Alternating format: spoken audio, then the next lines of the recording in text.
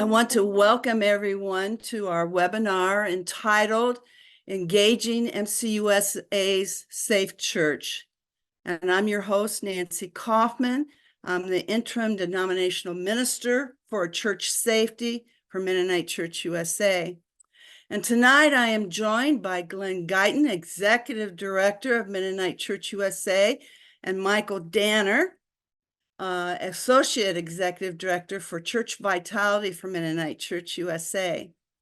And you will be hearing from them. Tonight's gathering is in webinar format, so all attendees are muted and the chat is disabled. We will, however, be posting some links in the chat. We welcome, though, your questions, and we'll try to get to as many as we can at the end. Please feel free to use the question and answer feature at the bottom of your screen, which only the panelists will be able to see your questions. We will also answer some of the questions that you pre-submitted beforehand as time allows, but we will be taking all questions seriously, whether they can all be answered now or need to be answered later. So at this time, I would like to invite Glenn Guyton to say a few words about this webinar and go from there. All right, thank you so much, Nancy, and thank you all for joining us for this webinar. I'm happy to see the numbers, the people that are interested in this topic. Looks like we have almost 100 people that have joined us today, because I do think this is an important topic for all of us. You know, I often talk with my wife about church and how trusting we are in the church, how forgiving we are as the body of Christ, and rightfully so. But sometimes that trust and that willingness to forgive, there's often a blind side to that, right? And sometimes people that don't have good intentions say, hey, let's go to this place where everyone is trusting and forgiving, and do some things that aren't honorable. And so it's important for us as a church to be aware, to be wise, to understand, as we're shepherding this various flock, that wolves can creep in, and we have to be diligent to what's going on in the church. So this work that Nancy and Michael are doing, you know, it's not just their work, but it's the responsibility of all of us as leaders, as caretakers in the ministry, to be aware and to be vigilant about the potential risks that we have when we bring people together. And so it's important for our church, because we want the church to be a safe haven. We want the church to be a place of refuge. We want the church to be a place of peace, where people are not harmed, but where they're healed from harm. And in order to do that, we want to make sure that you all have the tools that you need, the wisdom and knowledge that you need in order to effectively manage your congregations, and to make sure when people come to participate in your programs that they are safe. And so Mennonite Church USA, we are committed to having a safe church. We believe in community, especially as Anabaptist community is important for us. There are many opportunities for us to worship online, but we really believe that coming together is important. And even as we deal in this digital space, that opens up additional risks. And so how do you deal with those challenges effectively? What are some best practices? Those are the things that we're going to be offering in this office that is under our Church Vitality umbrella. Michael will say a little bit more about that.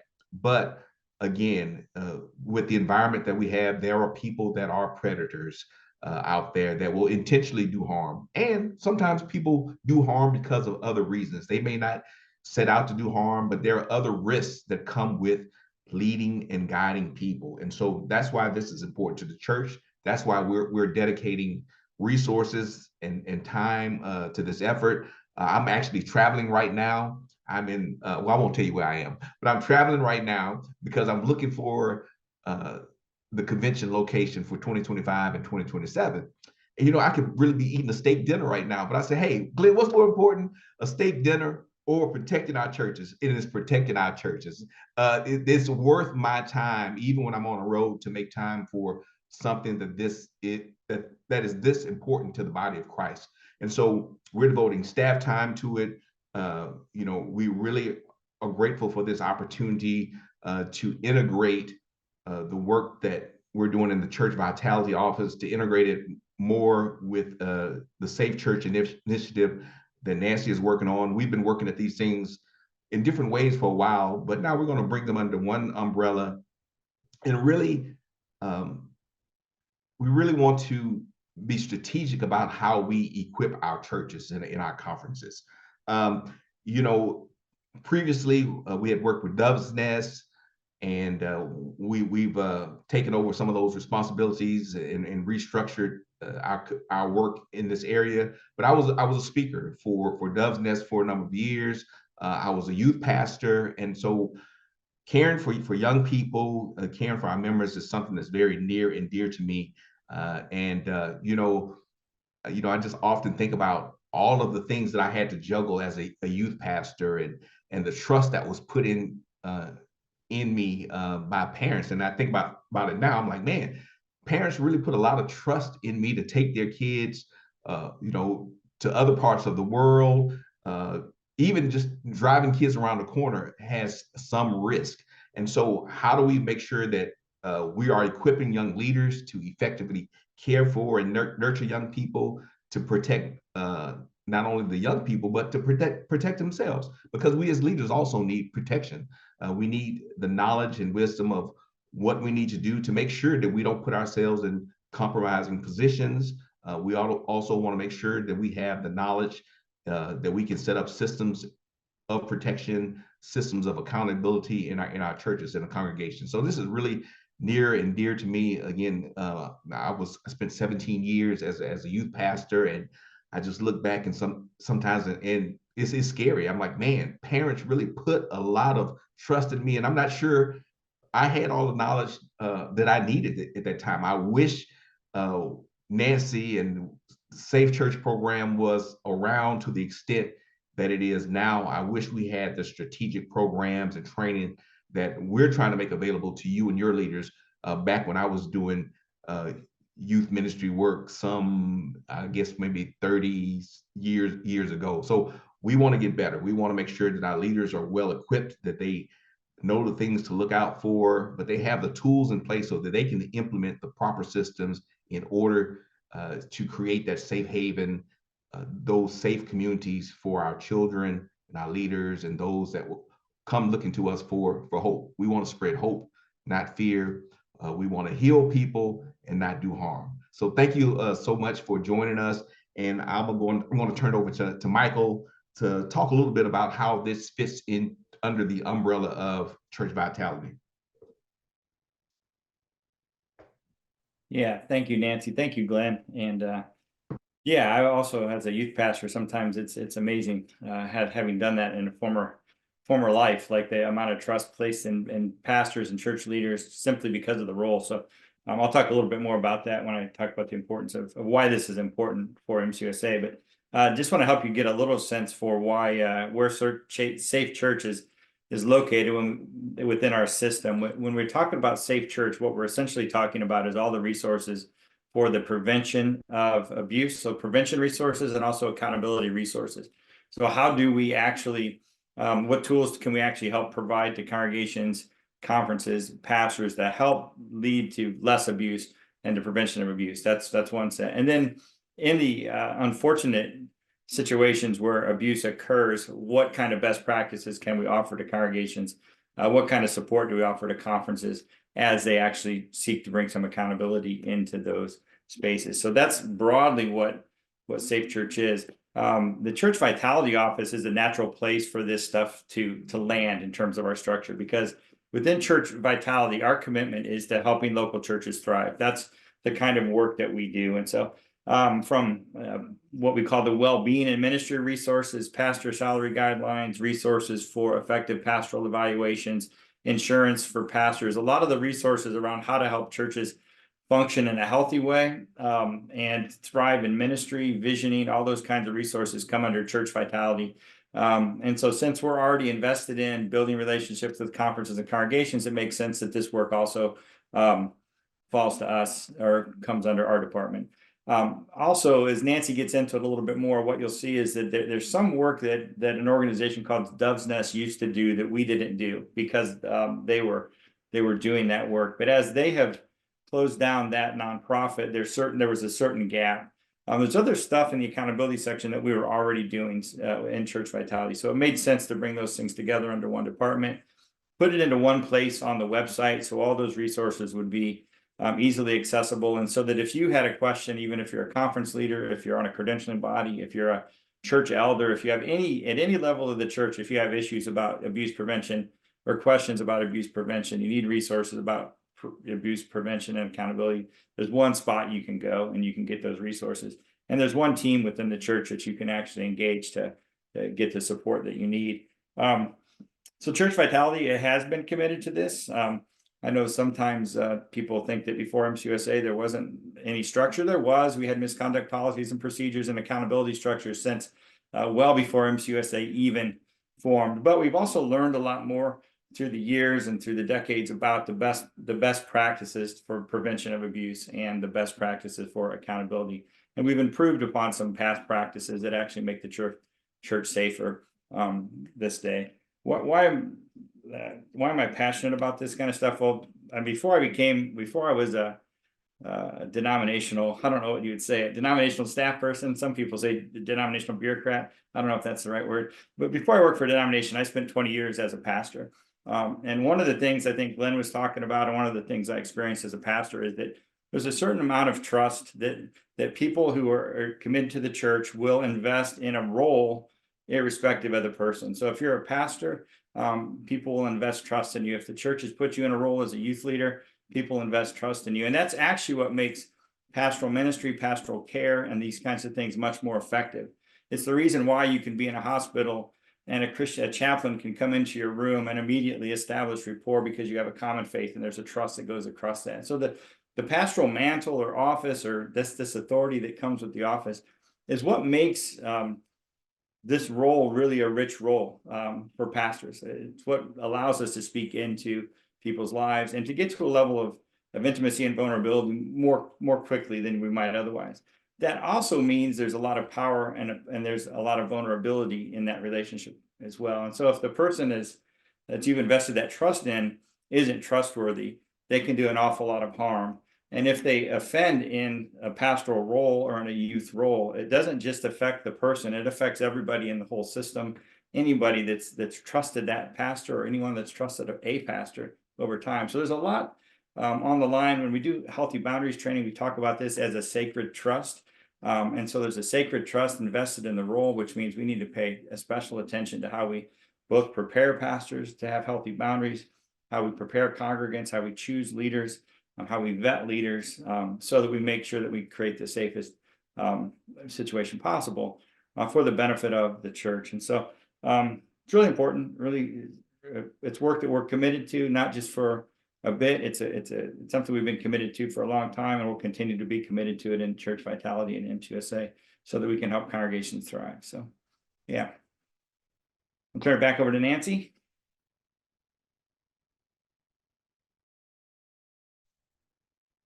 Thank you, Glenn and Michael.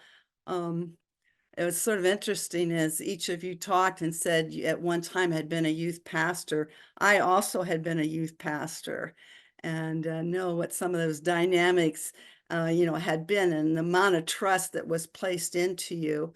And then, all of us have been pastors, and so we know what the devastation of abuse in the church, what that does to the victims and to families and to congregation when that all happens. And so I was pulled out of retirement, but those of you know me, most of my ministry has been on either dealing with ministerial misconduct, and then for the last number of years I was part of Dove's Nest. And the reason I joined that was because that was one thing where we could be proactive. And so, this is very, very dear to my heart. It has always been. I always have believed that the church should be the safest place. and yet the church has not been the safest place. And so how can we call ourselves to be something better than what we have done in the past as a part of that? And so dear to my heart. And then when I was asked to come into this position, it was not hard to say yes. And I only would have said yes. The only reason I would have that I was saying yes is because I felt the commitment from both Glenn and Michael that they are taking this extremely seriously, and I don't have to explain why this is important. They get it. And so that has been exciting. And I will say I have felt empowered as I have been asked to help set up a safe church. I am going to share a screen, and bear with me. See if I can get this on top. What I am going to be doing is giving you a general view and a quick view of Safe Church and what is going on, and what I hope will continue to go on. So I will share the screen. See if I can get in here correctly.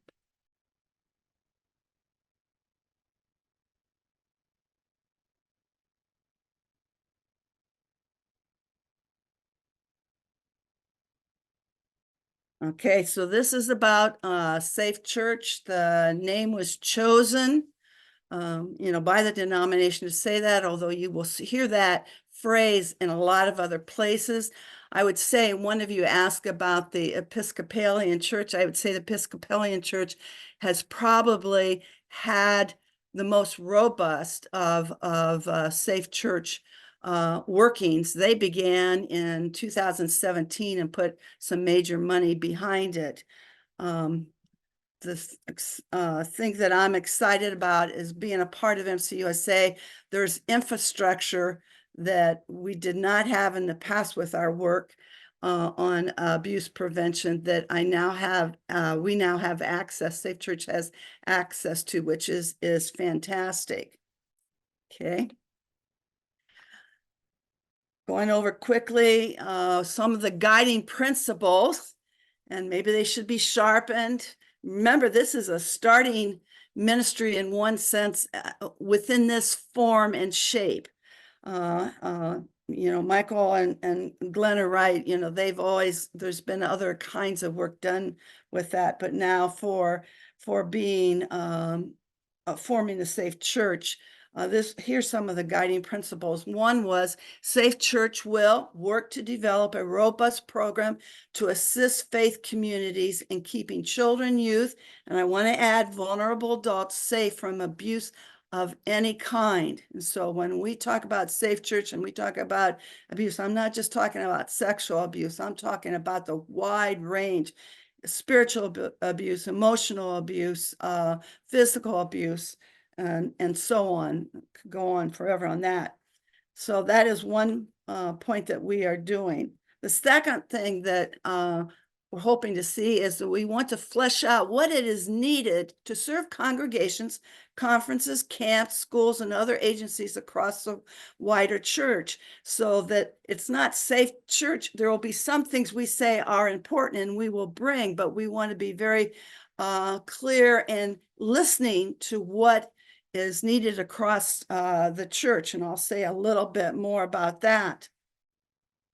The other is that we want to develop resources, be aware of other resources beyond us, provide curriculum, training, and consultations, and find ways to partner with others to expand those resources so that we can be as robust as possible.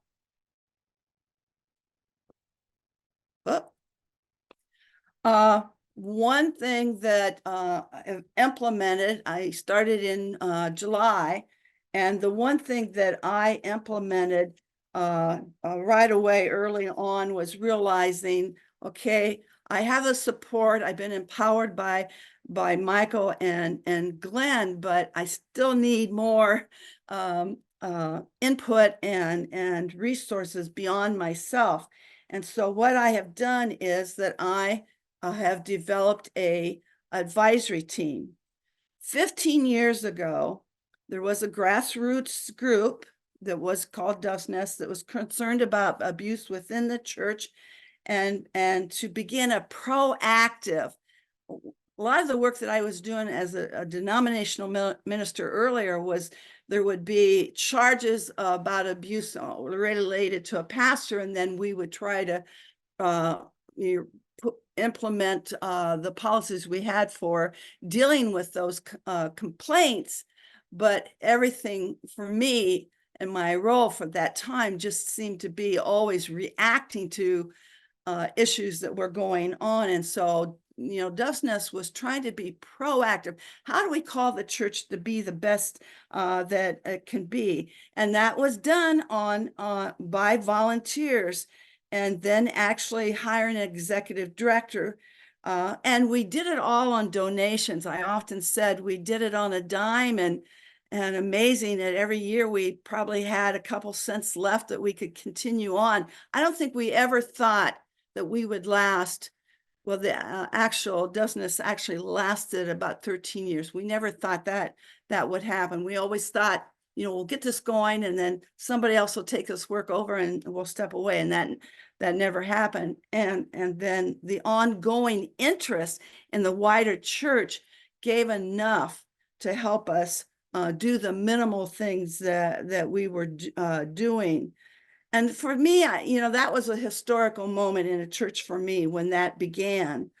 And now I feel this is a historical moment. I don't want to downplay any of the work MCUSA had done before, but to put the backing behind, to say let's expand, let's increase what we can do. Let's serve the church even more with good resources and other services. And so for me, at my age, that is historic for me to see how this is being embraced. And so anyway, the commitment that the two have has been amazing.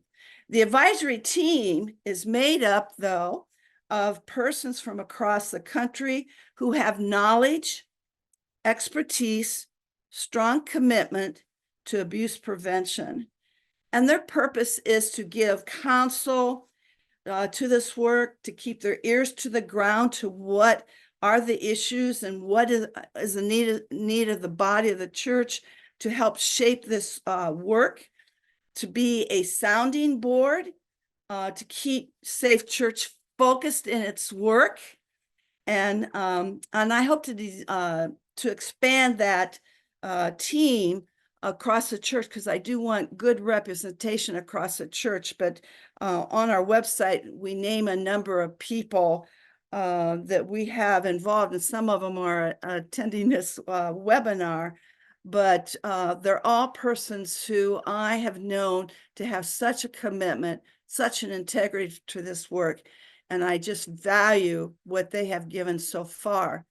I see, though, that there are so many others in the wider church that have expertise. And so we want to tap into those resources to help bring a collaboration of work done on this work.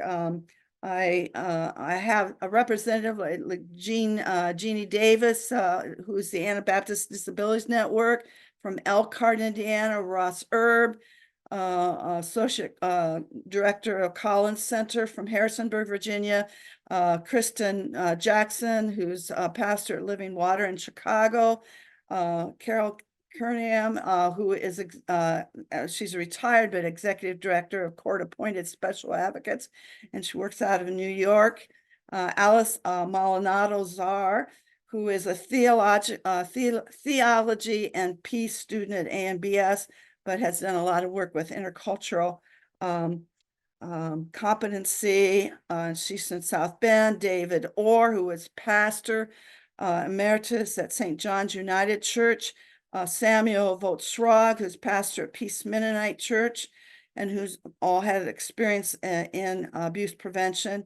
Ben Woodward Breckbill, who's a pastor in Kansas, And then right now, Amy Zemberlin, who's conference minister, Mountain States in Colorado Springs, and I will be adding to that list.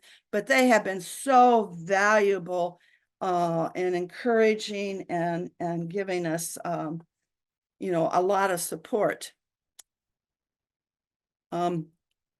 Then I want to talk about, this is beginning. It takes a while to set this up, even though we had some things that we transferred from the original work.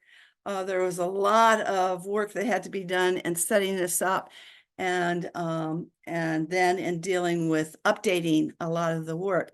But I want to cover a little bit quickly the resources that we have available. We would be known for safe protection policy guidelines, and we have those guidelines on our website. We also have a couple of churches who give us samples of guidelines that I think are pretty strong, and that we have those up on the website to look to help guide in thinking about. Our goal is to encourage every church to have a safe church policy, protection policy, and to have an updated safe protection policy. You can't just write your policy and then, you know, 10 years later, you might have to use it and realize it's so outdated. You just need to constantly keep it updated. And that's something that we give guidelines. We also give guidance on how to do that. We're available to walk with congregations or any group that wants to write policies in place. The other ongoing resource that we have is Circle of Grace curriculum. That has been around for a long time. Devil's Nest had a contract with the Diocese of Omaha, who developed this curriculum. They have adjusted it a little bit to make a Protestant version of that. And it's now we've just now come out with the new 2023. So if any of you are using the old, our contract requires that we do switch over completely to the 2023 version.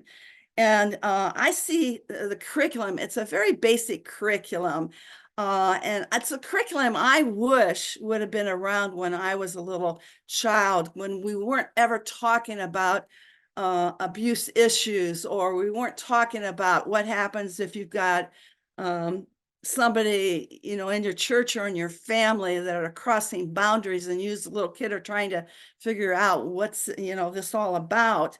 I wish it would have been there, but I see this curriculum is one way of teaching children and youth how to identify and maintain appropriate boundaries, physical, emotional, spiritual, and sexual boundaries, recognize when boundary violations are about to occur, and demonstrate how to take action when boundaries are threatened and violated. For me, it's assuring children, empowering them, ensuring them that there's a special place for all of us who are a part of God's creation, and that the church cares about them, and that God does not condone abuse. And so when they are faced with that, that they realize there are other adults in the church that they can turn to help deal with that, so that, you know, there's always going to be trauma with any kind of abuse, but when there is no support, I can guarantee you the trauma is even more severe. And there even was a study done a long time ago by in the Netherlands, where they looked at how victims of abuse, how they recovered or got to a stronger place. And the ones that had the most difficult were not the ones who were abused by strangers, but the ones who were abused by people in the church, because that challenges a person's understanding of God. Where do I fit in this if you know, this person who I respect is doing that? Anyway, and if you want to know more about that, because but it has changed quite a bit, but it does cover preschool through grade 12, and they have reshaped some of the lessons. They have added alternative lessons, and they've added a retreat options. And so I'm more than always glad to talk about that. We do have one free video. It's a 38-minute training video that was done a while back. The other thing that we offer are consultations for that. And those we usually, because those take more time, we will be charging for some of those. And the kinds of things, consultations we do are on safe protection policies. If there's situational consultations where we are assisting congregation in best practices for things that they are having to deal with within their church. And then we also do consultation on sex offenders, policy consultations, and I'll say a little bit more about that later. One thing I want to stress, we're here to provide consultation. I am always available by phone, and I realize that I see a lot of people out there who care deeply about this, need a safe place to call and talk and ask questions and get some encouragement. And so for those limited calls, and it can be up to an hour, we give those free. But if you're asking for us to do several hours of work on consultations and that kind of thing, and then, like I said, we would ask for contribution, and we will make a suggestion on amount. I do want to emphasize, though, we do not offer investigations. Safe Church does not do investigations or crisis management or formal authority in speaking into it, but we will be available to walk with congregations, conferences and congregations on some of the issues. Hey, And Nancy, so- Nancy, since you brought that up, where would they go for if they needed an investigation or consultation? Where would that, who would they call for that? If it is a pastor, then they need to go to their conference and report that, and the conference will walk with them. Michael has been working hard with conference leaders, and we're updating the policy, which I want to remind everybody that ministerial misconduct policy has been around for 24 years. It has been updated in 2016, and now Michael and some others are updating to a newer version. So that's where it would go. I would say if you got a say policy, there should be some instructions on that, but I always would recommend that you reach out beyond yourself. Obviously, if it's a child that's been abused, there's mandatory reporting, and you call legal authority on that. But I would immediately call your conference minister, and then we at Safe Church can walk with supporting you and the conference minister in dealing with that. So don't hesitate to call, okay? Yeah, can I just reiterate too? So yeah, so if it's a local congregation and it's a lay person in the congregation that is accused of misconduct, if the misconduct involves a minor, the first call is always to law enforcement. And so that's why. So when Nancy says we don't do investigations, we really don't. That's the purview of law enforcement. If it's a credential leader, you're going to file a misconduct complaint. Currently, that goes to the conference minister, but shortly that will actually revert to the national office. When that comes to us, we have a policy that will follow, or a process will follow, but that will always involve, in the cases of sexual misconduct, will always involve independent third-party investigators who are professionals. So we don't do the investigation, but we will help facilitate those processes so that the investigations happen in a way that's appropriate and help in fact finding, and also getting to the truth of the matter, so that we can make sure there's a proper accountability and sanctions and judgment. So just to be clear, our policy is a little bit different, but we'll make sure that you follow the right steps, and there'll be resources for that. But if it's in a church and it's a minor, the first call is always to the authorities. Even if pastors or workers are in a state where they're not mandated reporters, we ask all pastors to function as if they are, even in states where they're not legally required to do so. And so the first, disclosure, discovery, or suspicion, you call the authorities if it involves a minor. Yes, amen to all of what Michael has said, because it's extremely important, and those policies, the ministerial policy, it doesn't matter what the complaint is. The complaint does go through that policy, and it doesn't matter who the person is. It could be me, it could be Glenn, it could be Michael, it could be conference minister, it could be your local pastor. Okay, another thing that we quickly offer, and I just highlighted a few. We do offer presentations, and we can fit that for your congregational need. And we can do that by Zoom, or we can do that in person, depending how close we are, and whatever. And so if you have interest in that, I just gave a few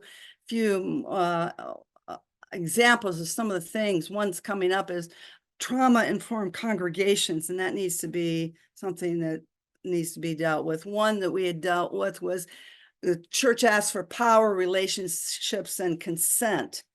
And then the 13 common mistakes that congregations often do, or we who are trying our best to do our work can make. And so those are some of the presentations that we offer in there. We do offer trainings. We do have the Circle of Grace training and the video, and we can also help do Zoom presentations or whatever related to that. We also have a trauma video that can be available, and this is an area that needs to be expanded majorly, but I'm giving you the brief rundown real quick. I'm watching the time here because I want to make sure. Webinars. This is our first webinar, and I'm so excited because we are on schedule for at least 3 more this year. Our next webinar will be March 25, and what we are doing, we've been gathering what we think we're hearing what some of the needs are, and so we will be scheduling those using resource persons to help us lead the webinar. So the next one is on March the 25th, and you can see more information there. One thing is there are some things in development that we hopefully will be able to release soon. One is background check services. We're working with a company to do that. There's a few little tweaks we need to make to that, but the background checks would be for congregations who want to do background checks for their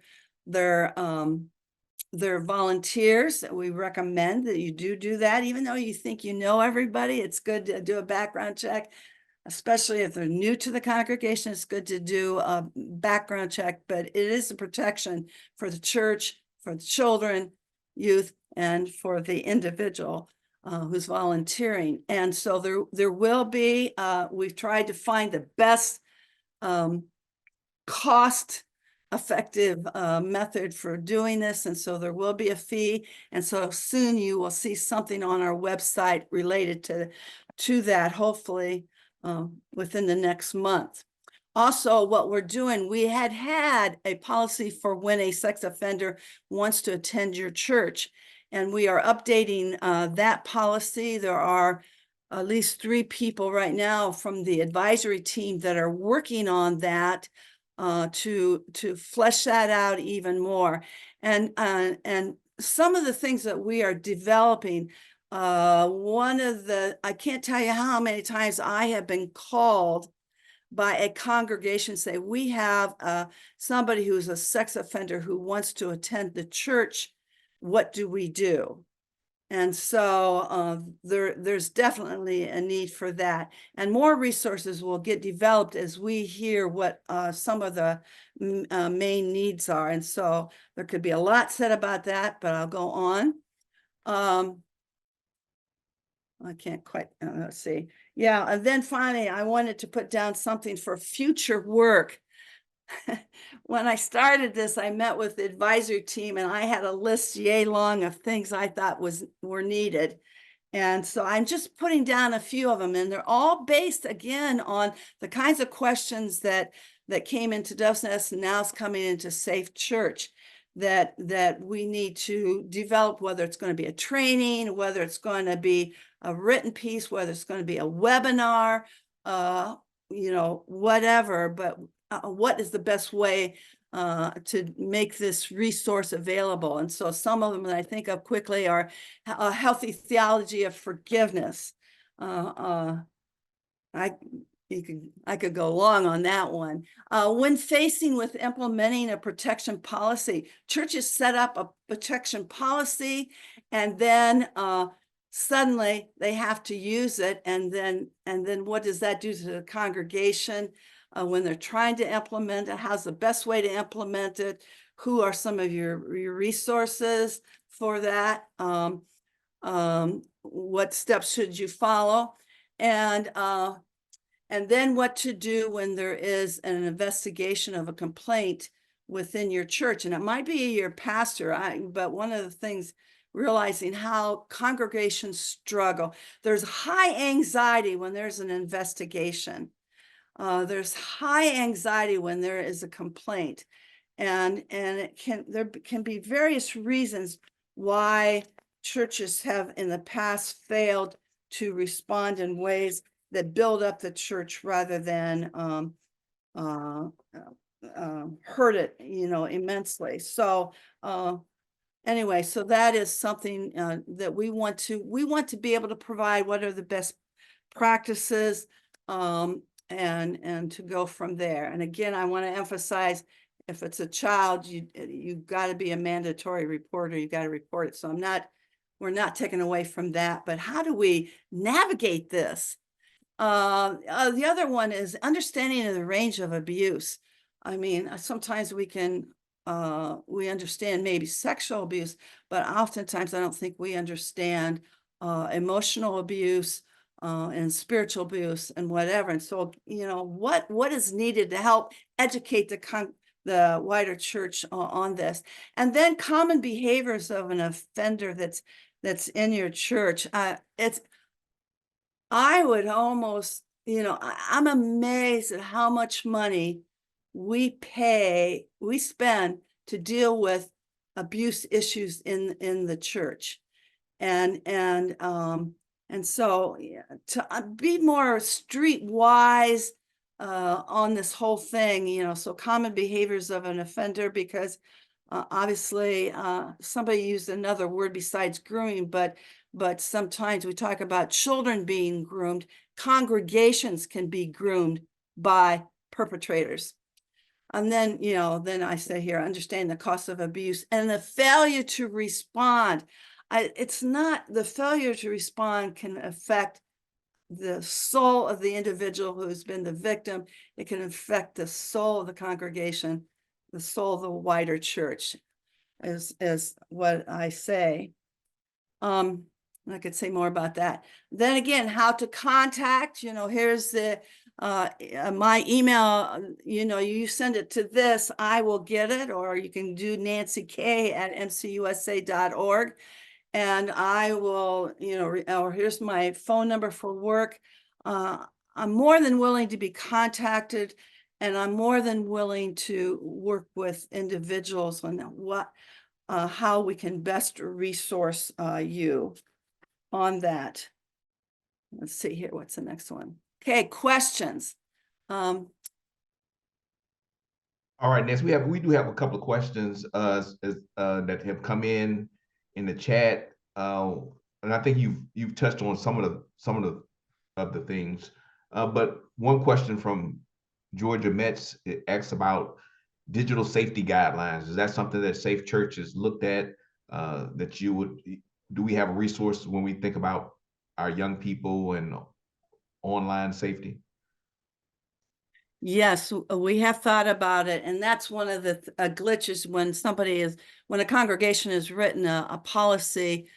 I saw one just recently that was 15 years old. Well, it did not include anything about digital, social, stuff.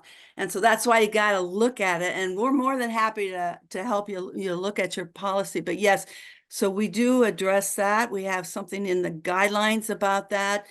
Circle of Grace curriculum also deals with that, of helping children, youth to think about that. All right. This question might be for Michael. We had a question about psychological tests for pastors. Is that something that was part of our screening for Mennonite Church USA? Do we have some kind of pre-screening for our leaders? Other than, I know we do background checks, but any other psychological testing? Yeah, so yeah, I saw that question. Currently, no. Like as part of the MLI process, candidates are not required to go through any sort of background testing as part of that process. Some conferences, actually on a conference by conference basis, actually do add that to the requirements for their own credentialed leaders in that conference. But so far, just because of the way our policy is set up, there hasn't really been a way for us to do that at the national level, because each conference has different ideas about how to do that. So as part of the MLI, that's not a piece of it. But we've looked at that and explored different ways to try to do that, and we think it's a good idea. So yeah, and I think that you have to be careful with some of those psychological tests. The science of it, and it's really just maybe an indicator. It's not necessarily a definitive thing that you can say this person's going to act this way because they take this test, unless I guess something is really off kilter. But so be careful with some of those tests and assessments. Something to think about it, but it's not the only way of determining how someone's going to perform in some of these roles. We have a recommendation from Marcy Major about looking into safe hiring solutions to do background checks, and so I'll let Nancy and Michael figure out who they'll use for background checks. But if you have some information, some helpful tips, feel free to email Nancy with those things. We're actually using the group that she is, she mentioned. Okay, great. We've got a contract with them that we're going to try and see how it goes. All right. Well, there's your answer. So we have another question, I think, that may be helpful, Nancy. Maybe just show a little bit of wisdom that you have in this subject matter. But how do you balance safety, like if you're a small congregation or if you don't have a lot of volunteers? What advice would you give a small congregation or someone that has limited volunteers? What's your best knowledge for us? Well, first of all, I'd like to break the idea that, we're a small congregation, so we can't do things like bigger churches. First of all, a lot of the churches in the Mennonite Church are a lot smaller than they used to be to begin with. But there are some creative ways, and I'd be glad to walk with someone on how to do that. But okay.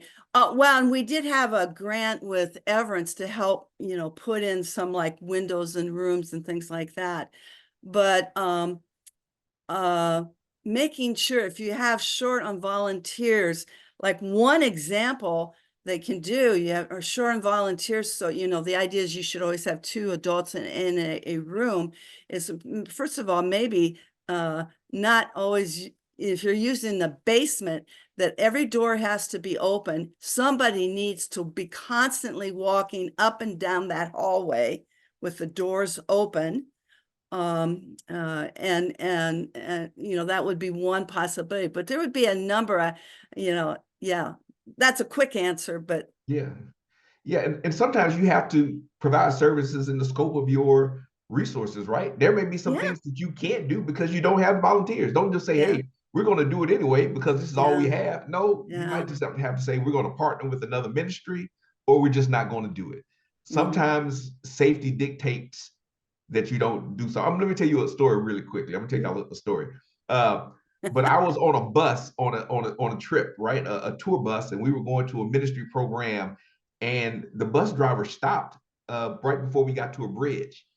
And I said, "Why are you stopping?" He said, "Well, I don't know if this bus if the weight of the bus, if the bridge can handle the weight of the bus. I don't know if it's safe for me to drive across this bridge. And it was a bus full of Mennonites, right? Well, I said, well, I'll tell you what, you open the door, I'm going to get off the bus. And anybody else that's concerned about you taking this risk can get off the bus with me. I was the only one that got off the bus because I was determined that I was not going to let him risk my life to test out if that bridge could bear the weight of that bus. So sometimes we have to just say, call a timeout, and we have to abandon whatever process is going on if we aren't sure we can do it adequately. Now the bus did eventually go across that bridge, but he didn't know that. But I wasn't going to let him risk my life to test out his theory. So sometimes we have to call a timeout and stop processes if we aren't sure we can do it safely and adequately. Well, and one thing too, with smaller congregations, yeah, I agree with you. Sometimes we may not be able to do certain things that others do, but then there's always a creative something that we can do. So the whole idea of looking at your glass half full rather than half empty, but knowing that Safe Church would be here to help, brainstorm with you what you could do and maybe set examples for others. Now there are a number of people that have resources that they found from other places. I see from the Episcopalian Church, someone else says they use something that they found on the internet. Do you have any advice for people that are finding their own resources versus what we're offering? Well, we will definitely be Anabaptist based in our resources. That's going to be a given. I know, and that's why I said earlier on that we will look for resources beyond us. There might be some, but I want to test, like even Circle of Grace. Before we signed a new contract with them, I quickly tried to look, and I felt, and from what I was hearing from people who were using the Circle of Grace and what I was finding, that this was the best. Is it the perfect? No, but it is the best. And so I think, there's a lot of things out there, but make sure you understand what they are offering, truly offering to you on that. I mean, if you found something that's really good, let me know. And Dove's Nest had listed in the past, we had listed some resources from other places. Yes. So specific also to the question of Safe Church policies is that every Safe Church policy for each denomination occurs from within the structure or the polity of that particular denomination. So if you're looking at, for instance, a Safe Church policy, an Episcopalian church, which has a top-down hierarchy where the denomination owns property in the building, where all of the credentials are all through the national body, all of those things are very different in terms of the levers of authority that function within the policy and how that works, as opposed to a congregational polity, which we have. Right. And so that would be one thing to try to pay attention to if you're looking at a United Methodist policy versus an Episcopal versus a congregational. Even the Southern Baptist, which would be more congregational than even us, is that a lot of times they'll say, do this, do this, do this. But in our structure, the people that, for instance, at the national level don't have the authority to speak into a congregation's process. Right. So congregational polity does make a difference. And that's one thing I would pay attention to. And that would likely be one difference if you're comparing it. Yeah. In terms of nuts and bolts, we'd have to put them side by side and to be able to help, with that kind of feedback. And one thing, you do have conference leaders, you have pastors. All of pastors, conference ministers, you are our leaders. And so you have the right, you have the authority to utilize resources that you think are in the best interest and in your context. We want to provide some sense of connectiveness as a denomination. We want to provide some best practices, but again, we have always emphasized leadership in context. Contextual leadership is important. We don't know everything that's going on in your congregation. There are also some cultural norms and cultural practices that you have to work with when you are a leader. Not saying that those things are right, but what I'm saying is that you have to approach some things differently based on your context. And so we want you to be cognizant of that. Now, we do want you to follow all of your laws, and laws are different from each location. In some places, you are mandatory reporters in certain incidents. So we can't tell you everything, but we do want to provide a framework. And then if you think you need more or less, you're going to have to make some judgment calls as leaders in this denomination, leaders of people. Well, Nancy, I don't know if I think we're coming to the end of our time. If you want to give us your wrap up. Well, I just really appreciate everyone that has attended, and I must admit, a number of you, I look down the list, I have talked to you, and I hear your heart for genuinely wanting to deal with this. And we make a commitment, Safe Church, to serve you as best we can, and so do invite you to constantly feel free to call. Sometimes this is hard work. I said one place, it's hard work, it's brutal work. I know a number of you who have had to try to deal with abuse situations within your church and have gotten, I told one pastor, be careful, you need to do this, but you will get crucified. And sure enough, the person was released from the church because there's something happens in the church, the wider church, whenever there is a situation that needs to be dealt with. So there is a ton of education that we need. And even if you have a policy, there's got to be constant education so that when you do need to use your policy, people can't say, well, where did this come from? Or how dare you do this to this beloved person who's done a bunch of good work, So anyway, we're not going to eradicate abuse, because abuse is a sin. So far, the church hasn't been able to eradicate sin. But boy, we can be very much more proactive in creating. Cammie had put in there, I just want to remind you of MCUSA has a weekly newsletter that is very helpful. I think some of you even found about this webinar, but it's called Piecemeal. So if you go on to, well, she gave you the link on how to access that. Let's see here. So yes, trying to think of this, there's a few more minutes. I do want to close though with a blessing. I give thanks for all of you who care deeply about this. I give thanks for all of you who want to have as much integrity in what the church is doing. And so, like I said earlier, we are open to hearing. And if you want to volunteer, because there are some projects I would like to see go, and I know there's a lot of good people out there that could maybe give, some time. Also, I'm not always excited about asking for money, but while we are connected into MCUSA, they do not, MCUSA, I should say, we do not have an unlimited pot of gold that we're pulling out of to pay for all this stuff.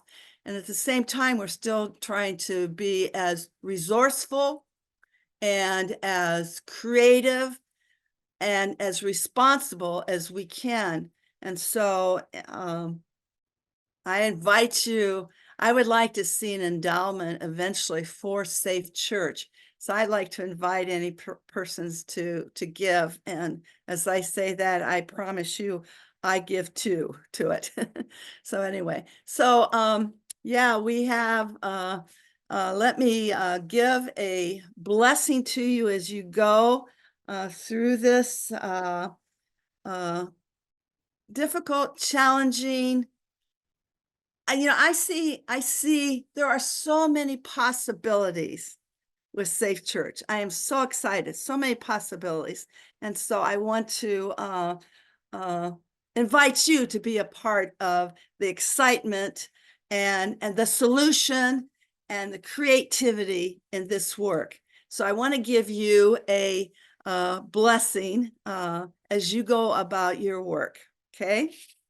My blessing to you, I could share my screen because I actually have it. Let me see if I can get it quickly. Whoops. This is my blessing to you. May God bless you in your work. May God give you wisdom, courage, and strength to live with integrity in your faith. May God protect your heart, soul, and mind as you respect the heart, soul, and mind of others and of the church. So go in peace and blessings to you in your work, and don't hesitate to call.